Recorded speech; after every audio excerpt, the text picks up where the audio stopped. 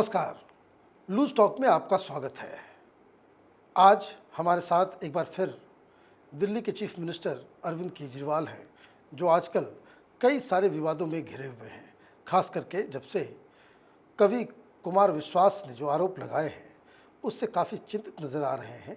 इसलिए हमने उन्हें सोचा कि उनको स्टूडियो में बुला करके उनसे बातचीत की जाए। आपका बहुत बहुत स्वागत है। नमस्कार जी। नमस्कार। ये कुमार विश्वास ने जो आरोप लगाए वो क्यों लगा दिया? देखिए जी, वो तो खुद ही कहते हैं, उनको कोई दीवाना कहता है, कोई पागल समझता है। अब बताइए मैं क्या करूं? इस केजरीवाल की बेचैनी बस केजरीवाल ही समझता है। अब मैं आपको क्या बताऊं, बताइए आप। मुझे बताइए, ये जो वो कह रहे हैं कि आप खालिस्तान का प्रधानमंत्री बनना चाह रहे थे? नहीं जी, ऐसा कुछ नहीं था जी। मैं बच्चों की झूठी कसम खा के बोल रहा हूँ। मैं ऐसा कुछ नहीं कह रहा था, ना मैं ऐसा कभी कुछ कहता हूँ, ना मेरा ऐसा कोई मंसूबा था, ना मेरा ऐसा कोई प्लान था।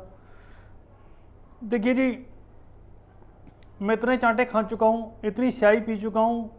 एक बार मतलब मोदी जी को टक्कर देने के चक्कर में मुंह के बल आके पड़ा था, उसके बाद से मैंने सब चीज़ें करनी छोड़ दी। हाँ, मैंने टिकैत को जरूर सपोर्ट किया था। मैंने कहा भाई बिजली पानी अगर तुम्हारे को यूपी से नहीं मिलेगा मैं आपको दूंगा। तो वहाँ तो खालिस्तानी भी थे। अब देना तो उन्हीं को चाह रहा था, क्योंकि उन्होंने मेरे को फ़ोन किया था, मरता क्या ना करता। तो मैंने कहा ठीक है भाई, मैं आपको पानी वानी दे दूंगा। मेरे को बहुत सारी चीज़ों का सामना करना पड़ रहा है डॉक्टर साहब, मैं आपको क्या बताऊं। नहीं, ये आरोप है कि भाई आप खालिस्तानी संगठनों से, जिनको पाकिस्तान फंड करती है, उससे आप भी पैसे लेते हैं। देखिए जी, एक बात बताइए, एक आदमी जिसका ध्येय ही मुख्यमंत्री बनना हो, हैं, जिसने अपने बाप नुमा क्या बोलते हैं, अपना अन्ना जी के कंधे के ऊपर, बल्कि पीठ के ऊपर पैर रख कर के ऊपर आया, विश्वास पे जिसने विश्वास नहीं किया वो और किस पे विश्वास करेगा। अब बाकी इन सब लोगों की बात है। देखो, कोरोना की वजह से ना मेरे पास सिलेंडर के पैसे आए, ना मेरे पास ऑक्सीजन के पैसे आए। मास्क बेच कर करके मैंने पैसे कमाए, सिलेंडर रोक दिए, कहीं कहीं छुपा दिए। मैंने कहा ये सब गलत है ना, मैं नहीं करूँगा। खालिस्तानियों से पैसे आए या नहीं आए? थोड़े से आए। तो यही बात तो वो कुमार विश्वास कह रहे हैं, तो क्यों आप टेलीविज़न पे आकर के कह रहे हैं कि भाई कुमार विश्वास जोकर है? देखिए जी, मैं आपको ये बता रहा हूँ कि एक बात होती है, कहीं से कोई पैसा आता है, जब आप उसे खर्च कर लेते हैं तब बाद में पता लगता है कि किसने दिया है। तो वो वाला कहानी थी। अब वो बंदा तो अब जो बंदा मेरी स्क्रिप्ट लिख रहा था, जब मैं आम आदमी पार्टी का वो बना था, मेन दिल्ली का सीएम बना था, तो उसको सारी चीज़ें पता थी। उसने उसको बात को गोल घुमा करके इस तरीके से प्रेजेंट किया कि सब चीज़ मेरे ऊपर, लांछन मेरे ऊपर, सब चीज़ें मेरे ऊपर लग गई कि मैं जो है इन लोगों का साथ दे रहा हूँ। नहीं, मुझे ये बताइए, ठीक है खालिस्तानी की बात ख़त्म कीजिए, पंजाब का भी मुख्यमंत्री आप बनना चाह रहे थे, ये सच बताइए, हाँ या ना? बनना चाह रहा था। तो कौन सी गलत आरोप उसने लगाई? देखिए जी, मैं चाह रहा था, मैं आपको बता रहा हूँ, मैं बनना चाह रहा था, लेकिन मैं मैं फंसता चला गया।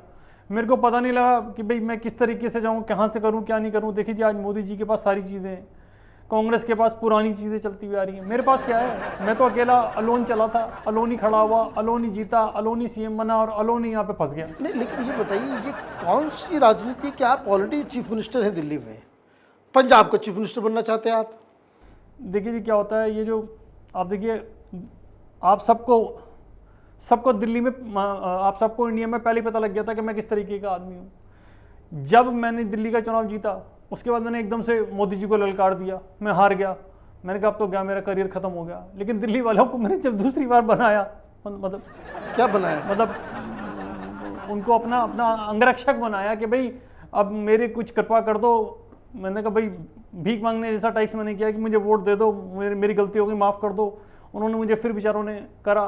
तो उसके बाद जब मैं सीएम बना, तो मुझे लगा कि अब जब सीएम बन ही गया हूँ तो भरोसा किसी चीज़ का नहीं होता जी, गद्दी का तो खासतौर से भरोसा नहीं होता। मैंने कहा 3-4 जगह से गद्दी पे बैठ जाता हूँ, इधर की नहीं बची तो पंजाब नहीं बची, यूपी नहीं बची, कुछ और नहीं बचा, कुछ और। इस तरीके से करना चाह रहा था। अब ये बताइए कि आपने प्रेस कॉन्फ्रेंस करके अपनी तो बातचीत रख दी, लेकिन कुमार विश्वास ने तो ये आपको ललकारा कि हमारे साथ आओ, टेलीविज़न चैनल पे बहस करो। क्यों नहीं बहस करते हैं आप? डॉक्टर साहब, एक बात बताइए, मेरे को जो लोग नहीं जानते हैं वो तो मेरे को माला पहना के चांटा मार जाते हैं। जो लोग जानते हैं वो क्या हल करेंगे आप मेरा? आप देखिए कुमार विश्वास वहाँ पे होगा, वहाँ पे शायद हो सकता है वो अन्ना जी को भी बुला ले। अब उनके आगे तो मैं कुछ बोल भी नहीं सकता। और जितने भी लोग हैं जो मेरे विपक्ष के लोग हैं और इधर उधर हैं उन सबको बुला लेगा। और मैं नहीं चाहता कि मेरी फजीती हो वहाँ पे, कोई मेरे जूता चप्पल चल जाए, इंक चल जाए, मैं नहीं चाहता जी ना। ये बताइए, जो आपने वीडियो जो बनाया कुमार विश्वास के जवाब में, मेकअप क्यों नहीं किया था? देखिए जी, क्या है कि मेकअप करने के बाद ऐसा दिख रहा था मैं, क्योंकि मेरे सिट्टी पिट्टी गुम हो गई थी, मेरी हवाइयाँ उड़ रही थी मेरे, तो मैं आपको बताऊं कि क्या क्या नहीं उड़ रहा था। मैं इस तरीके का हो गया था कि मतलब बच्चों की झूठी कसम, मैं यही कह रहा था कि कहीं का नहीं रहा था मैंने कहा यार ये तो बंदा सारे पोल खोल देगा, क्योंकि इसने तो मेरी स्क्रिप्ट लिखी है, इसने तो मेरे पास बैठ करके मेरे से बातें की, कभी मेरा दोस्त हुआ करता था और अभी मेरा सबसे बड़ा दुश्मन हो गया जी, क्या कह सकता हूँ। अब ये बताइए मुझे कि आपने कहा कि आप भगत सिंह या भगत सिंह समझते हैं अपने आप को?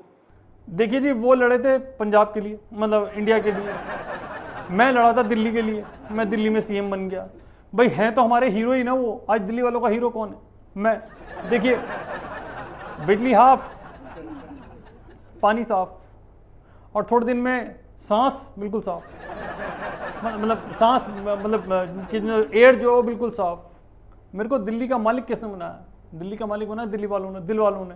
तो जहाँ पे भी दिल वाले होते हैं, मुझे लगता है मुझे अपना दिल खोल के दिखा देना चाहिए, और मेरे दिल में भगत जी बसते हैं, मतलब भगत सिंह जी बसते हैं।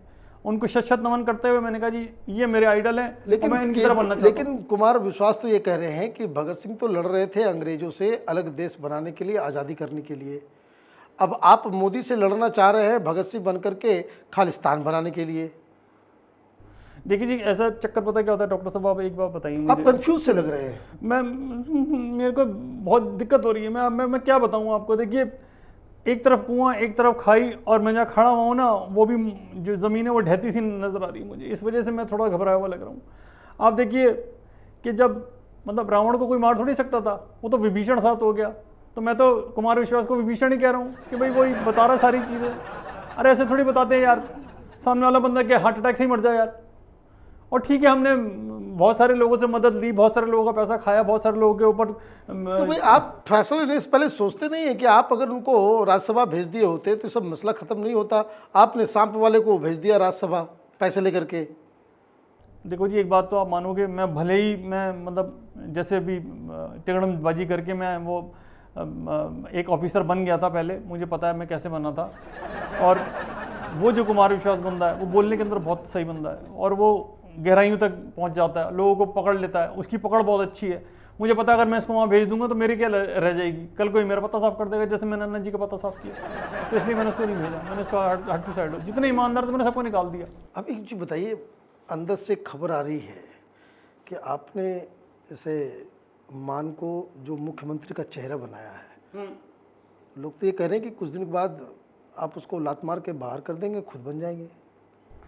एक बात बताइए, मेरे ना सेक्रीफाइस किसी को नज़र नहीं आते, किसी को नज़र नहीं आते। आज तक मेरी बीवी को नहीं नज़र आई जी, कैसे नज़र आएंगे किसी को? आप देखिए, दिल्ली के अंदर मैंने कहा पानी होना हो, लिकर बहनी चाहिए, शराब बहनी चाहिए, और जितनी भी दुकानें खोली थी मैंने सब बंद कराई। और लोगों को मैंने किस तरीके से काम पे लगाया, मैंने कहा आधे रेट पे बेचो भाई। उनको आधे रेट पे बेचने के लिए जो लोग गए, लंबी लंबी लाइनें, खरीदा, उन्होंने बेचा, उस पर प्रॉफिट भी कमाया और अपने स्टॉक भी जमा किया।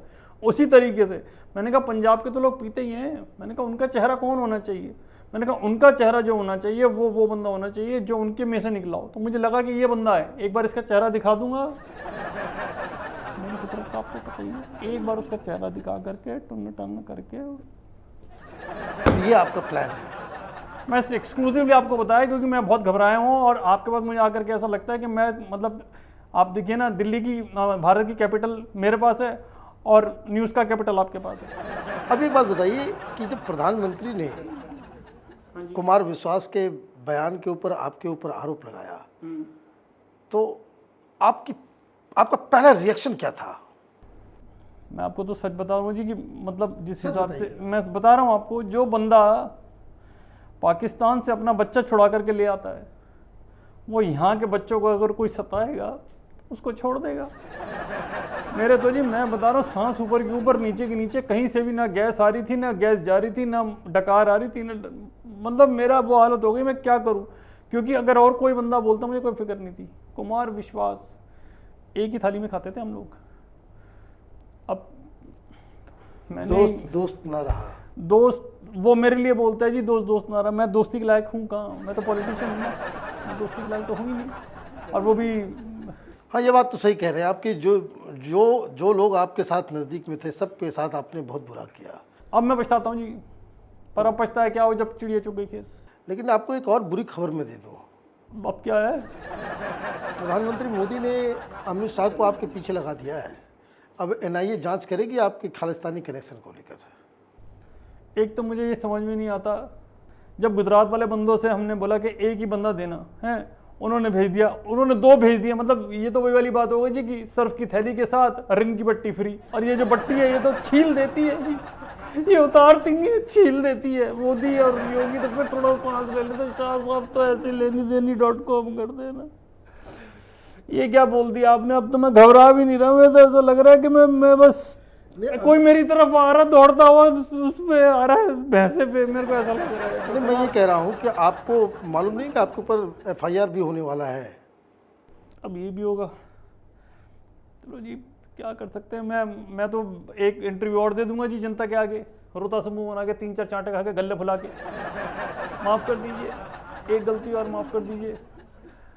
मतलब इतने खून माफ़ होते हैं, मतलब मेरे को माफ़ कर दीजिए नहीं, प्लीज़। कितनी बार आप माफ़ी मांगेंगे? कभी आप जिनके ऊपर आप आरोप लगाते हैं पीछे से जाकर के माफ़ी मांग लेते हैं। आपने पिछले चुनाव में इतना ज़्यादा आपने शराब माफिया, शराब ड्रग्स माफिया करके आपने कर दिया, फिर जाकर के माफ़ी मांग ली, कपिल सिब्बल से माफ़ी मांग ली, जेटली जी से माफ़ी मांग ली। आपका क्या ये काम, आपकी राजनीति का ये हिस्सा है क्या कि भाई आपके पर्सनालिटी का ये हिस्सा है कि पहले कुछ भी आरोप लगा दो, उसके बाद फिर जाकर के माफ़ी मांग लो? देखिए जी, जितनी मीडिया है सबके सब, मतलब आपके अलावा जितने भी लोग हैं, ये सबके सब पीछे पड़ रहे थे मोदी जी के। भाई उनको कवरेज मिल रही है, वो कहीं भी जा रहे हैं कवरेज मिल रही है, कहीं भी जा रहे हैं इंटरव्यू आ रहे हैं, कहीं भी जा रहे हैं कुछ आ रहा है, योगी जी आ रहे हैं, ये आ रहे हैं। मेरी फुटेज कहाँ आएगी? मैं कहाँ आऊँगा? मैं पहले तो ऐसा माहौल क्रिएट कर देता हूँ कि लोग मेरी तरफ अट्रैक्ट हों। फिर उसके बाद जब उन्हें लगता है कि यार ये आदमी झूठा है, ये है वो है, तो मैं माफ़ी मांग लेता हूँ। मेरी स्ट्रेटेजी सिर्फ इतनी सी है और कोई बात नहीं है। आप ये देखिए क्यों कि झूठ बोल रहे हैं? आपकी स्ट्रेटजी तो एक और है। आपने सारे मीडिया वालों को पैसा दे रखा है, आप कोई प्रेस कॉन्फ्रेंस नहीं करते, एक कैमरे में अपने चिंटू पिंटू के साथ बैठ करके अपना प्रेस करते हैं और उसके बाद उस वीडियो को आप दे देते हैं, वो प्रेस कॉन्फ्रेंस के रूप में चलता है, लाइव के रूप में चलाया जाता है। सच में बोल रहा हूँ या झूठ बोल रहा हूँ? नहीं, आप सही बोल रहे हैं। एक तो मैं इतने आलू के पराठे चिंटू पिंटू से घिरा रहता हूँ ना, मेरा मन नहीं करता इनसे बात करने का। ना इन पे कोई स्ट्रेटेजी होती है, ना इनके पास कोई मेरे को सही से वो बताने वाला होता है, ना मेरे को स्क्रिप्टिंग अच्छी लिख करके देता है कि भाई ढंग से चलता है ना, मैं बात करता हूँ भाई हाँ जी ठीक है जी, ओके जी, बाय बाय जी, ओके जी, सही। नहीं, एक सही सवाल का जवाब दे दीजिए। ये मीडिया वाले आपके खिलाफ आजकल स्टोरी क्यों नहीं करते हैं? कितना पैसा दिया है? डॉक्टर साहब एक बार बताओ मुझे, मैं तो यहाँ पे सोच कर के आया था कि मतलब मैं कैपिटल से कैपिटल में जा रहा हूँ और आप तो मेरे बारे में सारी बातें बोल रहे हैं। आप काफ़ी पैसे दिया। एक सही बात आपने लास्ट में कही।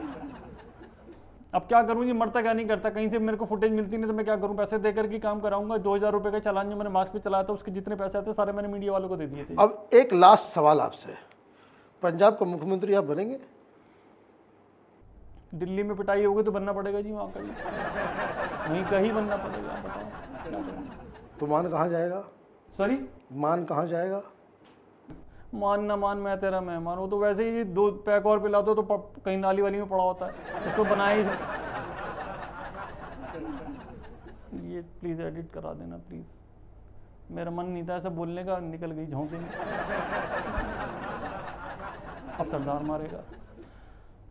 चलिए, अब आप जो काम कर रहे हैं उसमें तो आपको झेलना ही पड़ेगा। आपका बहुत बहुत धन्यवाद, आप कैपिटल टीवी में आए। हाँ, लोन लूँगा ना। जहर दे दे मुझे, जहर खिला दे मुझे, जहर दे दे, कहीं का नहीं छोड़ा मुझे। विश्वास ने भी लोन ले लो, सीएम को लोन देगी। अरे कोई बात नहीं, अब आप इतना भी नाटक मत कीजिए। हमें मालूम है कि आप कैमरे पे बहुत अच्छी एक्टिंग करते हैं। आपका बहुत बहुत धन्यवाद। Thank you sir. अगर आपको ये प्रोग्राम पसंद आया तो आप इसे लाइक करें, शेयर करें और कैपिटल टीवी को सब्सक्राइब करें। लूज टॉक में हम फिर किसी और शख्सियत के साथ फिर हाजिर होंगे। धन्यवाद।